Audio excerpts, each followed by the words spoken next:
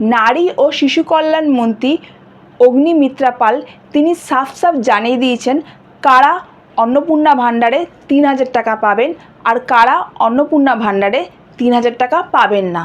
তো ফ্রেন্ডস, আমি স্টার্ট করছি কারা কারা পাবে আর কারা কারা পাবে না।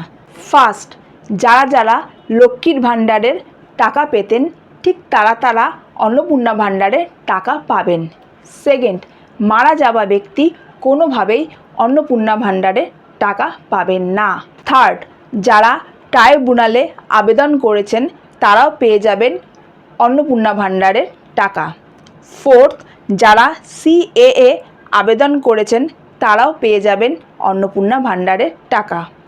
যাদের নাম এসআইআর থেকে বাদ গেছে তারা কোনোভাবেই অন্নপূর্ণা ভাণ্ডারে টাকা পাবেন না। বাংলাদেশের সিটিজেন তারা কোনোভাবেই অন্নপূর্ণা ভাণ্ডারে টাকা পাবেন না। নারী ও শিশু কল্যাণের মন্ত্রী তিনি যে এই কথাগুলো সাফ বলে দিয়েছেন সেই ভিডিওটা আমি ক্লিক করে দেখাচ্ছি।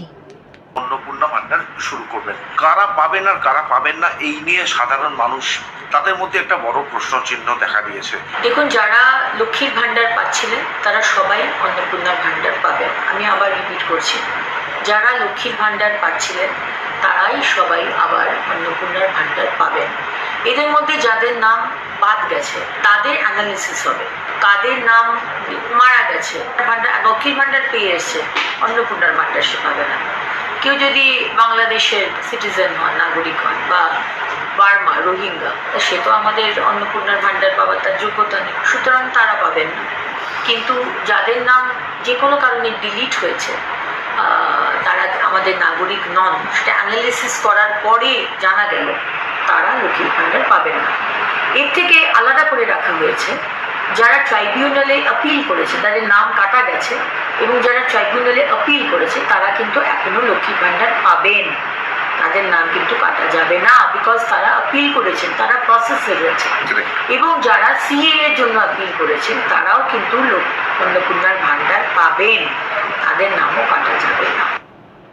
তোমাদের দেখিয়ে দিলাম যে নারী ও শিশু কল্যাণ মন্ত্রী অগ্নিমিত্রা পাল তিনি সাফ বলে দিয়েছেন কারা ৩,০০০ টাকা পাবে অন্নপূর্ণা ভাণ্ডারের আর কারা কারা পাবে না। তো ফ্রেন্ডস, আজকে এই পর্যন্ত, আবার দেখা হবে নেক্সট ভিডিওতে।